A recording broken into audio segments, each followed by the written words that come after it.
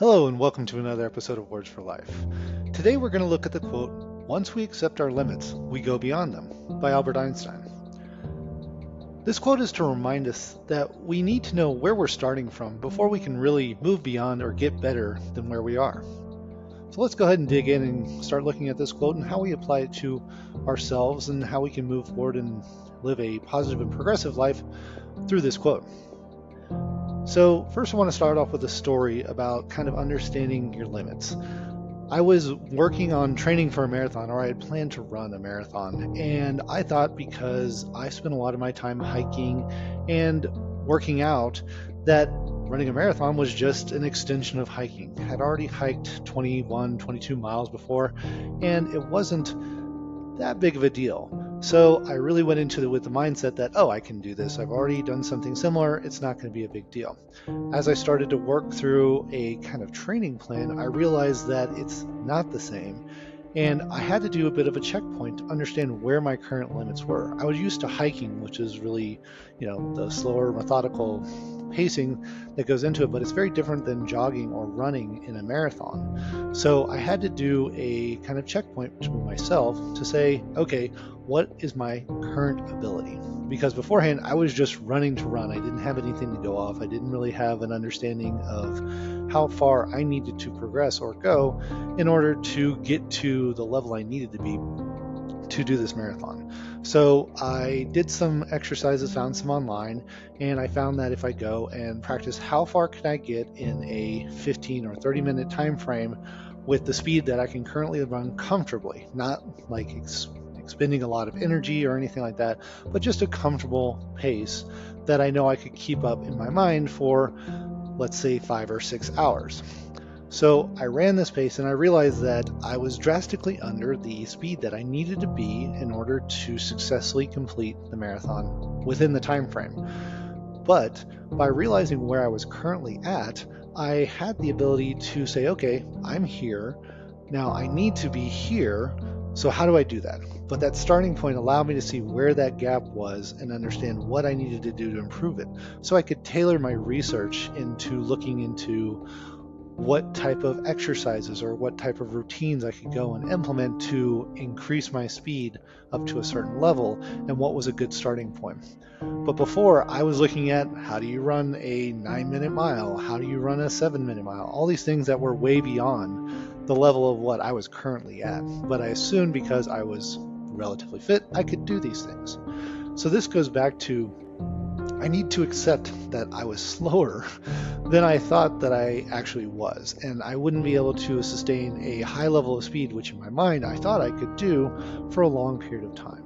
So I had to accept the limits that I currently was at before I could understand where I needed to go from there. So that's kind of the embodiment of Albert Einstein's quote. So now that I've given you my own personal story, I'm sure you have some of your own, which it's good to go back, reflect, and recognize some of those things so you can use them as reference points for the future. So a few things to keep in mind as we are thinking about how we apply this quote to our lives. First is that personal limitations are only temporary if you let them. So that's the important part. It's if you let them remain temporary. That means you have to make a conscious choice to accept what your limitations are and to try and move beyond them. Some people never try and pay attention. They don't want to look at what their limitations are because they think that's a smudge on their reputation or anything like that. But by accepting that, like Albert Einstein said, we can go beyond them. So I say it's only temporary if you let it be. So the other part of this is that if we don't go and accept what our current limits are, we are really setting ourselves up for failure. If we don't know our starting point, it's kind of difficult to actually go anywhere. So accepting our limits can be a really humbling exercise. Oftentimes we run into issues with denial. We don't want to accept that, in my case, I wasn't as fast as I thought I was, or I didn't have the amount of knowledge that I could have had, or anything in those types. It's the denial that can really stop us from proceeding forward in our lives and accepting really who we are in a either physical or mental sense, whatever it might be, whatever your challenge is that you're trying to overcome. But denial can really stop us in our tracks if we let it. The other part is that part of this accepting our limits is we need to be truthful with ourselves. When I first started, I wasn't truthful with how I was really performing. I had this grandiose idea in my mind that I could go much faster and for much longer than I thought. And I had to do that gut check and be honest with myself that this is my current capability. So it was a chance to kind of deflate my own ego, but I needed that, because if I had tried and not trained towards what was a reasonable goal for me to accomplish, remember, baby steps are important to get into the larger and higher level goals. But if I had started to go for like, okay, well, I'm going to do a 7-minute mile, I probably would have injured myself and would have not been able to run the race in the first place. So these are some of the things about why we can get caught up in our own ability to accept our limits. Denial, if we're not honest with ourselves, or if our ego is too big that we can't really get around it. So now we get into how do we work on accepting our limits. So the first one is like a true reflection. Reflecting if it's a mental state, if it's a personal kind of dogma or ideal that you have, it's a reflection of what that is in your mind or even in your own physical sense, and truly looking at that to understand where are you today and being honest and truthful about that reflection. One way to do this is kind of meditation. You've heard me say this on several podcasts, but by meditating, it gives us an opportunity to kind of clear our minds of the various clutter that really mucks up our day, and to sit in quiet and focus on ourselves. So meditation is one way to do it. Obviously, there's different types of meditation, such as like clear your mind, don't focus on anything, and then there's focused meditation. So if you focus on yourself or a certain quality of your own and think through that, think about the activities around that. So that can be meditating as well. So meditation is another option. And then there's testing, kind of like what I did. I went and tested my physical limitation to see what I could comfortably go and run. Testing is a good way to do it. If it's a knowledge gap, find testing online, like how good are my math skills? You can do things like that. Or how fast is my reading skill, if that's something you're interested in. Or you could even say like, how well am I at interpreting scenarios? So you can go look up case studies online. Different universities have free online courses that you can go and do to really ascertain where your current capability is. Another idea that is out there is working with friends and family who will give it to you straight and give you an honest opinion on how you are performing and how you're doing in certain things, without the idea that they're trying to soften the blow or sometimes hit you with what's called a velvet glove, where it's like, hey, here's the soft part of it, but here you go, ouch. So getting that straight answer from friends or family, that is another way.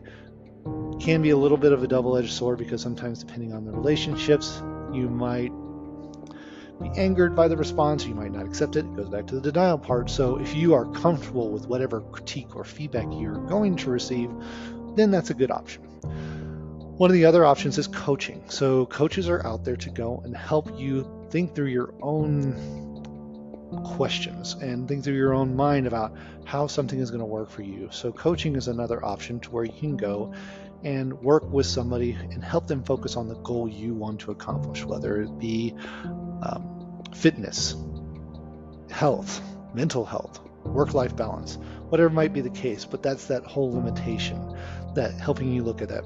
So coaching is another good option for you. So once you've done all of this, it's giving you a starting point. So the idea of not having a starting point is a little bit like this. Imagine that you are out hiking and without a map, and you're trying to chart a course. If you don't know where you're starting from, then it's very difficult to choose a course that you're going to go to, because it's like, oh, I'm going to go to this town. Great. Where are you starting from?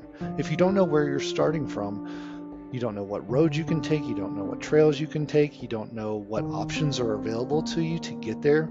So that's why knowing that starting point is extremely important. And if you don't know where you're starting from, it's easy to get lost. So as we talk through like how you can do this, the testing, it then becomes a process of working towards finding information around how do I go to the next step, go beyond my starting point or my current limits. Go look up resources online. Go and ask somebody who's an expert in the area if you want to get assistance. You can even pay people if you need to. So if you have like a running coach, you want to go hire a running coach, you can go do that. Or if you have somebody who is a nutritionist, you want to think, how do I eat better? Those are options. So then you continually work on that, and then you come up to your next limit. And you do the evaluation again, and so on and so forth. So it becomes a continual process. So when you get stuck, evaluate, find your starting point, and work towards your next limit, so on and so forth. So these are good ways to really work on identifying where you're coming from, get a true reflection of how you are, and then working on progressing towards how to get to your next limit and continuing that process. So it goes back to, once we accept our limits, we go beyond them, as Albert Einstein said. So hopefully through this episode, you've got some better ideas about how to reflect on your own limits and then move beyond them. I want to thank you for joining me on this episode of Words for Life. I hope you gained some insight into possibly your own limits, or how to at least evaluate where you currently stand. I hope you'll join me on the next one. Thank you, and have a great day.